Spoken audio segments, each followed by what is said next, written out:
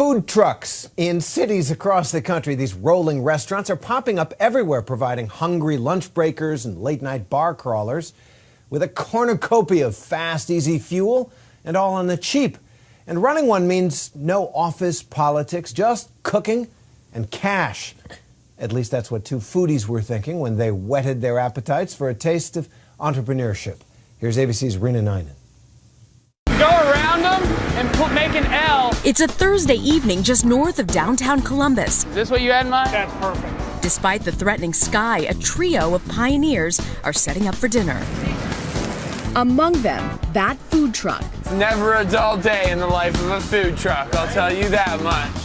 These mobile restaurants are the fastest growing segment in the dining industry. 3 years ago, we had no idea we were getting into a whole food truck revolution. Seems like everyone's brother thinks it might be fun to cook and be your own boss. But it's also a risky business with razor-thin margins. The batter is a wheat and rice flour mix. And a fickle clientele. You gave up a job in finance to run a food truck? And I had been doing it for 8 years, and I had been looking to do something a little more adventurous.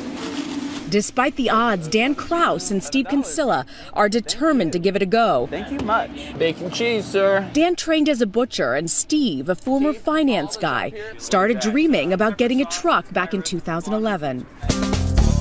They found a used FedEx truck and spent the next few months retrofitting it. What do you want? Pork and chicken. Through a few test luncheons. And I learned that it's crazy hot on food trucks. Did you have a wolf? I learned we have to prepare and prepare. Keep preparing. But making it depends on more than just cooking good food. Here in Columbus, these newbie businessmen get support from a nonprofit development organization called ECDI. We have a small kitchen that rents out for $18 an hour. So if I own a food truck, what would be a benefit out of working out of this space here? What do I get for my money? We help them with the marketing aspect. We help them with social media. We help them with food safety. We also go out and network and find them locations to do their jobs. There's also a secure parking lot, electrical hookups, grease disposal, and industrial-sized sinks. And for Dan and Steve, cash. And don't spend more than you have to, but also make sure you pay yourselves. Having already sunk most of their savings and generous family loans into the truck, the two find themselves short. A $20,000 loan from ECDI will cover the last-minute expenses. We definitely have some inventory to go buy, a couple more kitchen equipment pieces. In this hyper-trendy business, you gotta have an angle. For that food truck, the hook is a seasonal menu from locally grown ingredients. Starting the spicy carrot chips. That doesn't just mean veggies. A farm an hour away provides meat and eggs. After all, this is the Midwest. Top round. 50 pounds. Pleasure. Before hitting the streets, one last step. Clearance from the Board of Health. If you think food trucks are not as heavily inspected as traditional restaurants are, you'd be wrong.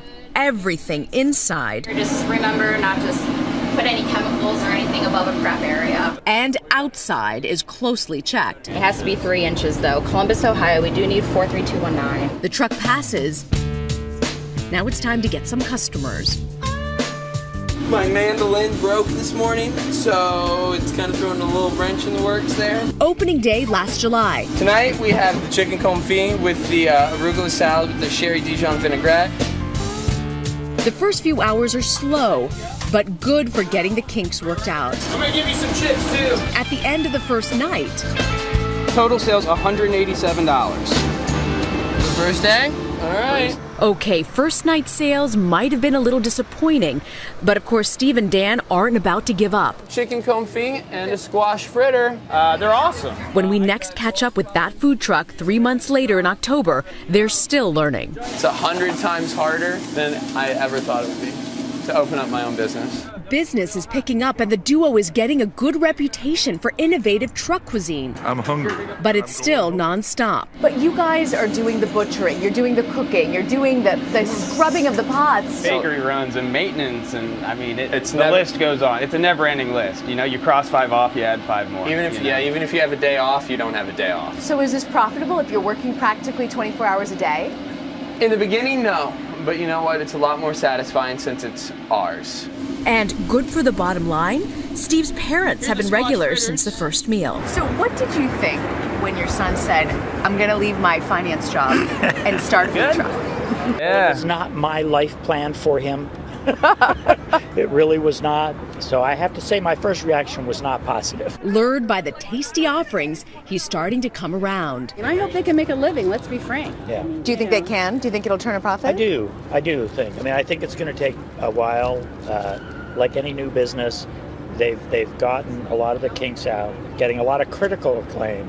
But it's retail, so it's location, location, location. So what have you learned now that it's been up and running for a couple of months? Everything takes longer than expected. It's always the slow start, not making any money. That's the hardest. Columbus has several huge food truck festivals. Busiest we've been, and we're hoping to sell out. I'm sold out of 20 pounds of bacon, about 50 orders of veggie burgers. Even though these events are packed with customers and great for exposure, it's still just one part of the income puzzle. Give me $7, please. So even in the chill of a wintry December day, 6 months after selling their first dinner, Thank you so much. You are welcome. Enjoy. Dan and Steve are out as often as the weather promises a profit, constantly reworking their business plan. Truck dusted popcorn. Maybe a new spice, a meat delivery option? The truck makes money when it's going, but we really need to establish a way to earn income when the truck's not out. All right, ladies, I got 2 pot roasts. Still, there's no hesitation they made the right decision to give it a go. I don't want to take a day off anytime soon, personally. But I can say that because it's my business. Can we get a squash fritter? Absolutely. For Nightline, I'm Rena Ninan in Columbus, Ohio.